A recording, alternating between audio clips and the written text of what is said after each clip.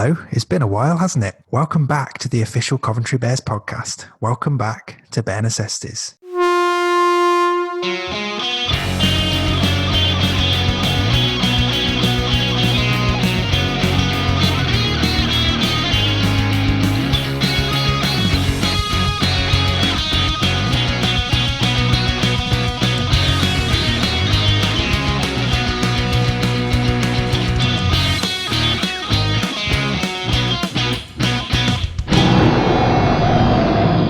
Welcome back to Bear Necessities, the official Coventry Bears podcast. We live at coventrybearspodcast.com and we are very happy to be back on the microphone. I'm one of your hosts, Dave Musson, and joining me as always is my co-host and former Bears fullback, Craig Cathcart. Craig, a lot has changed in the world since we last did a podcast. Without spending too much time talking about Liverpool winning the league, how have you been? I've been good, mate. It seems like ages since we've spoken. I know we've been in contact over WhatsApp and stuff, but it's good to actually have a chat with you and a conversation. And as you said, loads and loads has changed. Some good stuff, some bad stuff, but we're all still here, and I'm ready to go, mate. Good. So obviously we've been away for a while because there really hasn't been enough for us to talk about. The League One and Championship seasons for 2020 were finally cancelled last month, which was a shame, but I think was a sensible decision. But however, all that aside, we are now back for at least the next few weeks, and we've got some really great content for you, mainly to ensure you feel fully up to date on all things Bears related. So to help us with that, we're going to be joined in this episode and the next two episodes by Bears Director of Rugby, Alan Robinson. So in coming weeks, we're going to discuss what's going on between now and next season, and we'll also get excited about the World Cup, which of course is coming to Coventry's Ricoh Arena next autumn. But for this episode, I grilled Alan about what's gone on this year. So Craig and I will get into our own thoughts on 2020 later on. But I don't think there's any reason to waste any more time. So let's jump right into it. Here's Bears Director of Rugby, Alan Robinson, talking all things 2020, the weirdest of weird years. So welcome back to the show, Alan. Lots of questions to get through, but first, it's been a while since we chatted on here. So how are you? How's this weird year treated you? Yeah, it's we're still here. We're still battling on. Obviously, it's been a terrible year for everybody.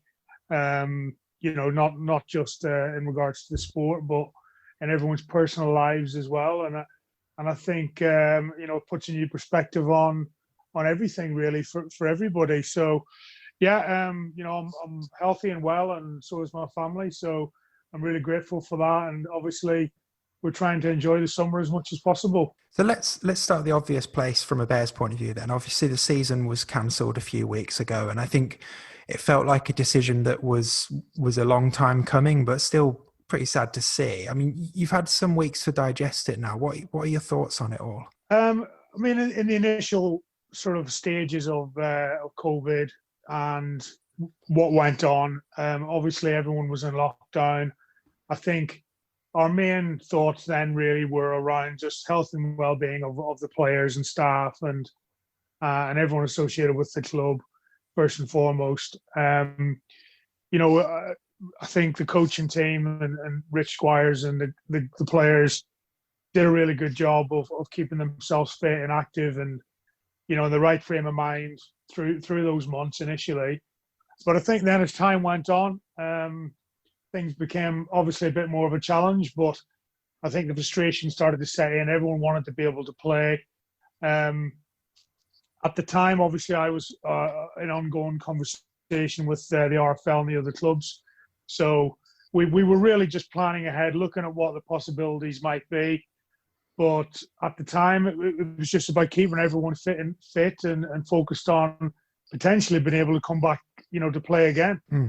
And can you give the listeners a bit of insight into the process behind that decision that ultimately led to the Championship and League One being pulled for this season? Because the sense I got that was a lot of it ended up hinging on whether it could work for those leagues, playing matches behind closed doors, and ultimately I guess it was sort of cost prohibitive to do that. But was that quite a big driver in the decision behind it? Yeah, I mean, certainly from our perspective as a club, we had to look at it, from our own perspective, our own local perspective as well. And I mean, everyone wanted to play. All the clubs wanted to be able to play, but at the end of the day, you got to look at it, and the safety and health and safety and those protocols had to come first. When those were looked at by the RFL, everything was driven by the government. And I think the RFL did a really good job to keep everybody, I suppose, sort of focused on the most important aspect of that. They had to look at when we looked at those sort of the biosafety measures, all the things that had to be put in place. There was obviously going to be costs to that. The difficulty of being able to play, whether it be at central venues behind closed doors or at our own local venues behind closed doors. That was always going to be a massive challenge for clubs, and certainly a club like ourselves. And I think the majority of clubs really in the Championship and League One. I can't speak out too much about the other clubs and their decisions. Some have been quite vocal about it. They've invested money. They want it to be promoted. Other people had, I think, really the eyes on the future and what their own club and their own business had to do to sustain itself. And really, that's what our focus was at the Bears. And I think I've already said it a few times, our sustainability is paramount. We're doing it tough as it is as a club outside the traditional areas of the game. We're in the Midlands, we're in the South. We're not backed by a wealthy benefactor. We're a family-run club. We run a tight ship. We want to progress each year. We want to grow our business. We want to grow local players. We want to do the right thing for the sport in our area. And when you look at all that, you look at the cost implications of what COVID and the difficulty around COVID, even with some government restrictions, was going to bring. It was just not going to be sustainable. And really for us, that was the paramount thing when it came to making the decision. The RFL obviously put out a survey to the clubs around that, and it was anonymous. All the clubs fed back. And obviously the main consensus was that it was going to be a massive challenge to do, to play behind closed doors. I think it was commendable what the RFL tried to do with looking at a late autumn competition, but again, there's no promotion and relegation. That's the sort of driving force behind a lot of what we're trying to do. Is different clubs have different priorities. Ours might not necessarily be to get promoted straight away, but certainly we want to be competitive. We want to be playing games. We want competition, and to have a viable competition, you need that. I think that was pretty much sort of what drove our decision. Yeah. One of the things that has come out of the pandemic that perhaps is slightly more positive, just around society in general, is all this idea of bringing people together and encouraging, new modes of collaboration. And I've heard it mentioned in the terms of rugby league as well. Do you feel like this experience of going through this experience with the rest of the League One and Championship clubs, do you feel like that has changed the relationship between those clubs at all? Do you feel like you've got a stronger voice together? Are you working better together, or has it not really affected anything? I definitely think some clubs have been maybe more outspoken. Other clubs have been perhaps a bit more reserved. But I would certainly say the majority of the clubs that I've spoken to, and some of the relationships that I have personally myself with the likes of, Carl Hall at Doncaster, John Flatman at York. Mm-hmm. I have quite a personal relationship with those guys, for example. And I think, when it comes down to it, everyone works within their own circles and everyone knows as friends in the game. But I definitely think there was a certain amount of, look, at the end of the day, people have lost their lives here. Yes, we run businesses around sport, but, there's bigger things at play in the world. Other clubs have been quite vocal. I'm not going to go massively into that because it's quite negative. But, I disagree with the negativity. I do believe things need to be done right. I do believe that And I do understand that people spend money and expect a return.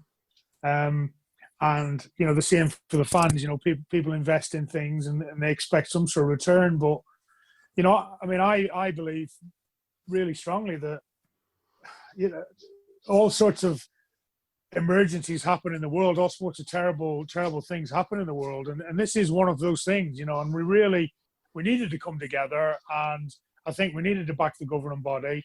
I think the majority of clubs have done that, and people need to be commended. I think there's a lot of people that have done a lot of hard work, I think, at the RFL that doesn't get seen by the fans and the supporters, and there is a lot of negativity. And I think it's one thing that's a bit sad sometimes in rugby league. Everybody looks for the negatives first, and the negatives get reported, and it's all doom and gloom. And sometimes it is, but it's like that in sport. And I think you have to, and this is where I feel quite strongly about trying to do things right, spending the right amounts of money, trying to develop your club and your business properly. And I don't see any negativity from the people that are trying to do that, so really for us, it's, yes, I think some clubs have certainly been brought closer together. I certainly think I've probably been a bit more vocal and a little bit more active online, the likes of Twitter, for example, that I might not have been before. And I feel it's our responsibility to do that as a club, certainly in the south. That's sort of trying to develop the game in an area that isn't rugby league. Everyone doesn't know rugby league, so I want to set a good example for the sport in our area, and what we do and the decisions that we make get reflected on that. So that's how I like to try and go about things with the Bears. I know everyone else at the club believes the same. One positive, of course, is the fact that Super League is up and running again, and you look at the tries that Regan Grace was scoring recently, and it is a real spectacle right away. How important for the sport do you think it's been to get Super League up and running again and get some action on the pitch in 2020? I think it's been critical. So the discussions that all the clubs have been having, it's something that's always been there in the background. And it's something that everybody's been aware of, that if we can get Super League up and running, if the sport can get a presence again in the media, then that's going to be a massive bonus. That's going to be a huge plus and positive for the sport and for all of us. And I think that is one thing that's been constant, that positivity that perhaps with, for example, the government funding that the RFL's been able to secure, that 16 million there, really, if you look at it in the bigger picture, that if it's going to be accessed by anybody, it's going to be accessed by some Super League clubs first. And to get the sport back on the field, there's a lot of, it probably hasn't been published too much in the press, but the cost of the biosafety behind COVID and putting things in place at a club is a lot of money. It's obviously, it was sort of $5,000 was mentioned, $5,000 a week was mentioned. There was a lot of discussion around that. I think it worked out to maybe be a bit less than that, but at the end of the day, you're still talking thousands of pounds, and really thousands of pounds with no income, it's going to put any business under pressure. But to focus back on Super League and the positives, it's been unbelievable the last few weeks, I think. And we've got to remember that the TV deal with Sky are the major partner in the sport. Sky, want to be able to cover those games, and we want positivity out of it. And I think we've got that over the last few games. It's been really refreshing. It's been really interesting to see the sorts of things that Sky and the Sky team and the Super League team have tried to do. Obviously there's a lot of stuff going on in the media at the minute, in politics at the moment. But I think Rugby League's always tried to be at the front edge of what goes on. And I think that's got to be something that's got to be commended in regards to the games and some of the tries we've seen, and the fitness levels have been unbelievable. I think I commented myself, obviously, the weekend, the Saints game, the likes of the sort of how Salford are playing. All these games are really competitive, and I think that's fantastic for the game. And there was a lot of talk about the NRL as well, and obviously what the NRL were going to be doing, what was going to be happening in Australia. That was always a topic of conversation between the clubs and between all of us when we had those Zoom meetings. And I think that's what Super League is wants to sort of emulate that. It wants to put us in the spotlight, and hopefully, rugby league at the moment as a sport is in the spotlight. And I think that's got to be something we've got to focus on as a positive. So bringing it back to the Bears then, I mean, you mentioned earlier that the players were doing a good job of keeping themselves fit and all of that sort of stuff. I mean, how's it actually been for them this period? Because, it was a pretty new squad. They were just getting used to their new teammates, and then it's all sort of pulled apart from them and stuff. So aside from the sort of staying fit physically, how have the Bears players coped this year? I think they've done really well. We've got a different group of players, obviously, and with a large spectrum of ages and with age groups. Majority of the players are still quite young. What was, I suppose, the most frustrating thing was when Tom moved on to London Broncos. I had a short period of time to add players to the squad that Tom had already started to assemble and retain from the year before. So I had to get back in the driving seat as such very, very quickly. We had some changes on and off the field, but I think us moving to Warwick, the Warwick private school facility, was a big bonus for us because we had the opportunity there with the facilities, 4G pitch, S&C facility, pool, all those sorts of opportunities that we didn't really have massive access to in the past, to raise the standards. And that was something I was really eager to do, was to raise the standard across the board in the squad and challenge everybody. Unfortunately, we kind of got, with a difficult pre-season, we got everyone sort of together. Then the season just started, and it was cut short. So very frustrating, but obviously, again, I think the boys have coped well with it. Moving on now, we're actually, we're months down the line, and I think we've been working quite closely together as Rich Squires and I, and in regards to looking at the squad, and that's something that in the coming weeks will become really apparent to some of the changes that have been made and the comings and goings that happen every year. But I'm sure we'll go into that. But I think the boys have done really well. Everyone's kept themselves fit. The mental health side of it's obviously really important as well. And Rich was sharing Zoom calls with the players every week. I've been in touch with the players regularly, and everybody's in good spirits. And I think the fact that the season isn't going ahead was, in some ways, has been a relief, because people now know where they stand, what we need to do.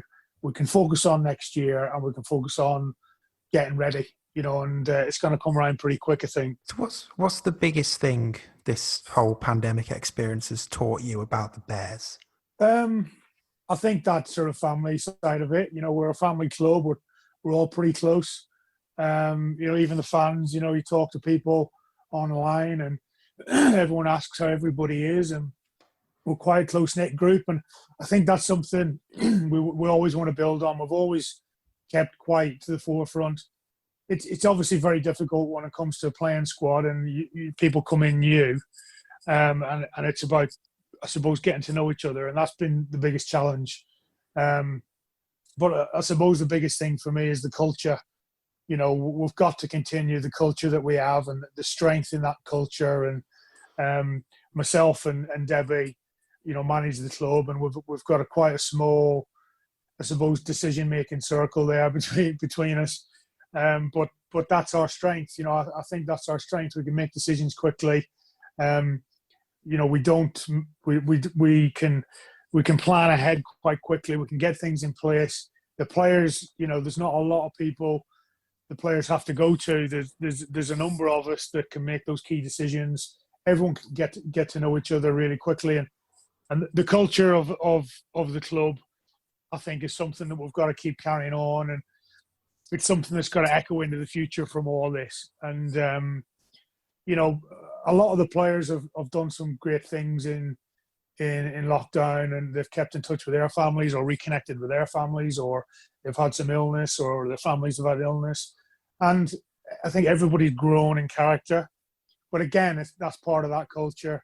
And, that's the biggest thing, I think, really, of all, is to carry on with the culture, the family side of the club, and building on the community that we're trying to build here. Before we finish this part of the interview, I've got to get you to tell listeners about your own pretty rough experience early on in lockdown. It was 2 hospital visits in the space of a few days, wasn't it? Tell us about that. I know one was a troublesome piece of gaming equipment, and the other one was something a bit more serious, wasn't it? But not ideal for you. No, people that know me, I can be a bit of a geek sometimes. I get into modelling and things like that. And I actually stood on what was the equivalent of a plastic nail, really, and went straight through my foot, which was a really nasty injury. I walked around for about 3 or 4 days, not realising I had a chunk of plastic in my foot, which was quite hilarious that a lot of people find. But it was a bit hair-raising at the time because I couldn't go to Coventry and Warwickshire Hospital. I had to go to Rugby. The doctor then had to actually do a sort of a mini operation on my foot within A&E, which was a bit, shall we say, uncomfortable and unpleasant. But I came through that.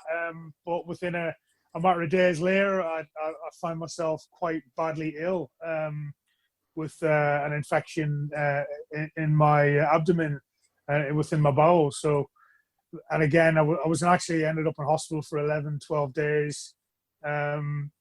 Quite seriously ill at one point, but I came through it, and was glad to get back out to my family. And I saw a lot of eye-opening things at Coventry and Warwickshire Hospital, and the NHS really do some unbelievable work. I got to know some people there during the time I was there, and that were sort of in hospital at the same time. We didn't leave a room for the period of time I was in there. So it puts perspective on life, and it's something that I've reflected on probably more so than anything, I think, as it my own personal health and situation going forward. And shall we say, I'm a lot of pounds lighter in the last 3 months, which is a good thing and something I'll be focusing on as a positive going forward. Well, I think I can safely say for everyone listening that we're all glad you're well and fit and fighting again. So, good that that's behind you.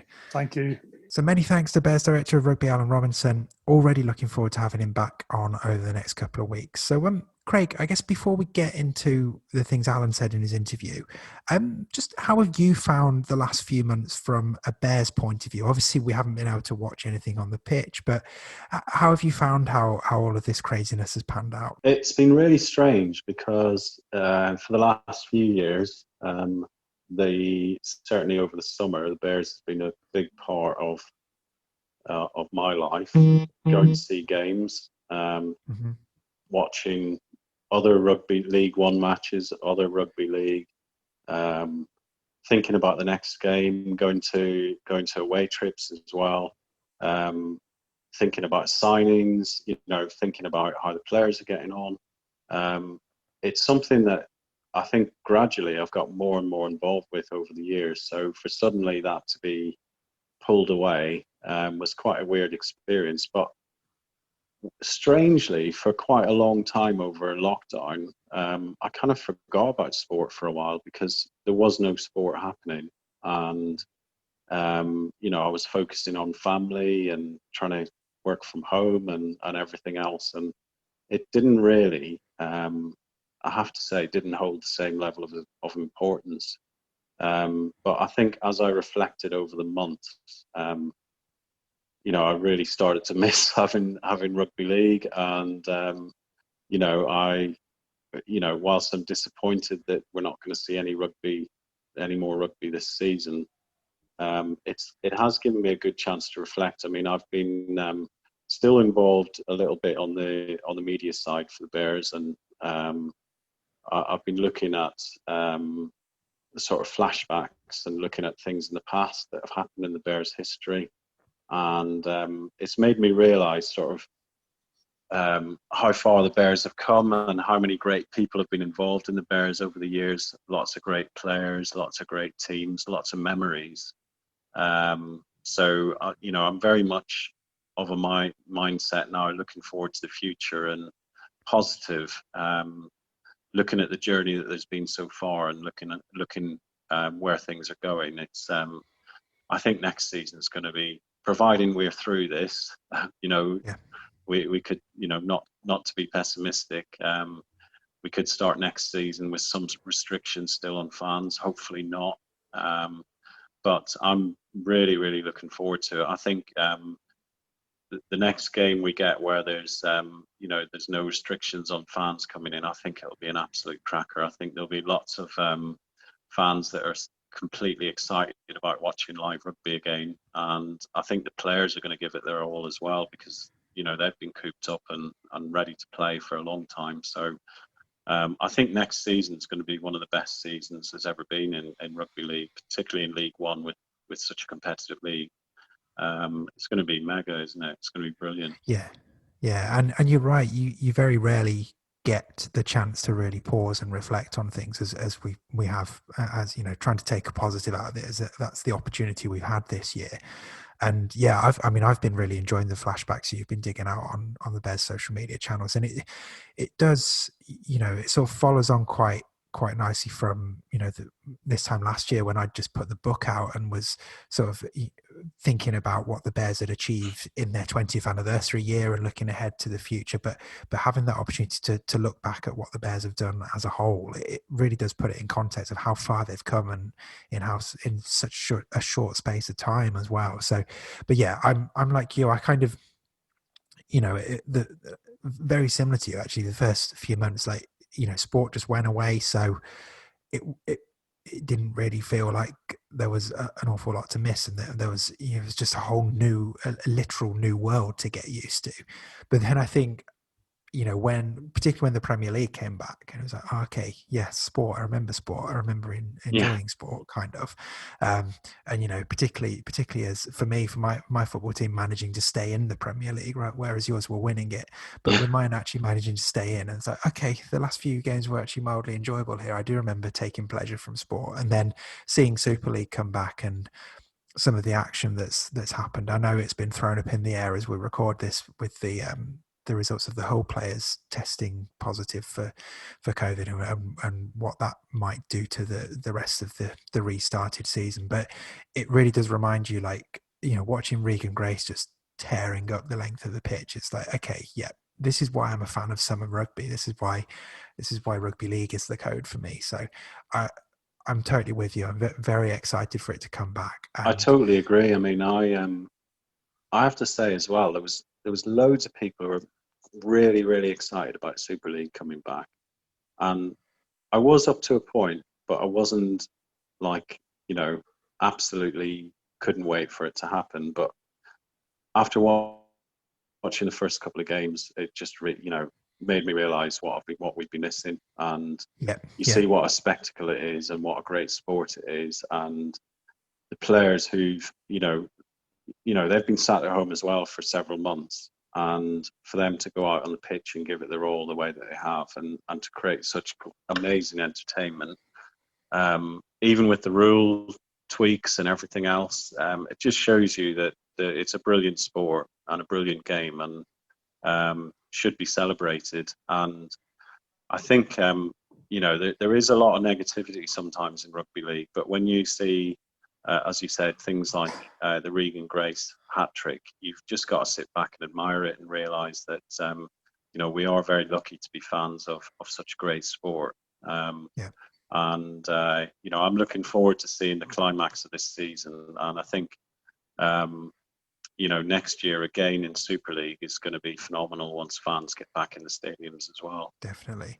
So thinking a little bit about Alan's interview there, I think it was really interesting to chat to him, and I know you'll be like me and pretty much every Bears fan I've been in contact with in terms of really respecting the way Alan and Debbie and everyone involved in the club have been communicating with fans throughout this difficult period, and the pragmatic approach they've taken to everything. And it just feels like, I think it was really interesting to hear that generally across League One and the Championship, there was a pretty strong consensus of this is the right thing to do. And I don't know, for me, it never really felt like behind closed doors was going to work for clubs with at this level, with this kind of with the limited finances they've got. So it all kind of feels like, even though it's not the decision many people would have wanted, it feels like it has been the right decision. But was there anything that particularly caught your ear from what Alan had to say there? I was really impressed with how positive he was. I think, in the interview, he explained he's been through quite a lot. Yeah. But I think he's, in some way, perversely, he's relished the kind of opportunity to reset and think things through and think about how he can strengthen the Bears next season. Because you do get into a bit of a treadmill. Although the off-season seems like quite a long time, pretty much, Alan himself has always said it, the busiest time for him is once the season ends and getting ready for the next season. And he's had an opportunity to sit down and think things through and think about what direction he wants to take the Bears in, think about the players that he's got. I think he's used the time well. He has, he's as you said in the interview, he is a thinker. He's got lots of ideas, and he's had an opportunity to think those through, rather than having to think about the next game or think about the next season. He's had an opportunity, and I think the Bears will come out stronger out of this. But I think the overriding thing was how positive he was about everything, and how level-headed and pragmatic he is. It's very easy to get down about sort of everything that's happened, and some clubs have managed it really well. In fact, I would say most clubs have managed it pretty well, but there has been some dissent in the ranks and a few disagreements about different things, and obviously there's been the Toronto issue, but the Bears look well placed based on what Alan's saying, to come out of this actually stronger in the long run. It was the right decision. I mean, again, the vast majority of fans that I've spoken to, the vast majority that I've seen on social media, have been positive about everything that's the decisions that most clubs have made. There has been some negativity again. Wouldn't be rugby league without some negativity. I mean, some people are sort of bemoaning the fact that clubs have had to cancel the season effectively, and it's better off for them not to play games. But it's really straightforward for me. It's simple mathematics. I mean, you cannot expect clubs in League One and the Championship to play games when they've got no revenue coming in, playing behind closed doors, increased costs. I mean, I think the cost was muted as being £5,000 a week. If you look in League no One, medical staff either. Yeah, medical staff. The Bears medical staff, a lot of them work in the NHS. So what are you going to do? Try and pull them away from their duties in the NHS? That just doesn't work. There's the whole thing about making sure the facilities are cleaned, and those additional costs, potential extra traveling costs as well, because you can't necessarily have everyone traveling in the same vehicles and all that sort of stuff. So it's it is the best option. I mean, if you look around the whole world, really, there's very few leagues that have continued. Only the top divisions, really. In football, only the Premier League and the Championship continued. And if you think League One in football in this country, it's still pretty massive. I mean, there's clubs there that have got 30,000 plus fans coming to home games. It's absolutely no surprise that League One and Championship clubs couldn't continue the season, despite, I think, a lot of them would have liked to have, but you can't do it without any revenue coming in. You've got to safeguard the future of your club, and you're not going to risk it all to play games behind closed doors. It just doesn't make any sense. And of course, as Alan said as well, there's also the issue that, you know, people have been losing their lives. Like it's a much bigger thing than sport, isn't it? And it kind of, as we were saying earlier about almost not realizing what we'd got until Super League went away and then came back. It's like the sport in general, and it is a privilege to watch that sport and to watch it in a professional setup and to watch these really talented athletes do their thing. And yeah, there are bigger things at stake here, and rugby league will come back. And you know, next year there's so much to look forward to next year, even taking aside the fact that we haven't had rugby league for ages now. You know, we've got the World Cup at the end of it. The sport itself turns 125 in the coming weeks, so there's so much momentum for next year. And I'm with you. It definitely feels like, in some weird way, we might look back at 2020 in a few years and think, actually, that was, from a strategizing, planning, thinking, refreshing point of view, that was a really crucial year, even though the Bears only played 3 matches before it all got cancelled. So and I think, I mean, the other thing as well, you know, Alan is different than a lot of people in his position. He's very close to the players. He knows them all personally. He contacts them regularly. The other thing with League One as well is a lot of the players across the whole league are part-time. You know, they've all got other jobs, and you know, in most cases, their other job is the job that brings them home the most money. So to ask those players to risk that and potentially risk their family and everything else, you know, that's just not the way to do things. And I know that Alan, in one of the biggest parts of his decision making was about protecting his players and staff, and the fans as well. So, you know, it's the right thing to do. Absolutely. I mean, you know, there is at the moment you know, there is a chance now to start again next year afresh, and you know, draw a line under this season and be really positive about the things to come. Yeah, well, that feels like an ideal point to wrap up this episode, but also tease out next week's episode, because as I mentioned at the start of the show, Alan's going to be back for the next 2 weeks, and next week we're going to be looking at what's going on and what fans can get involved with between right now and next season. And you're definitely going to want to join us for that.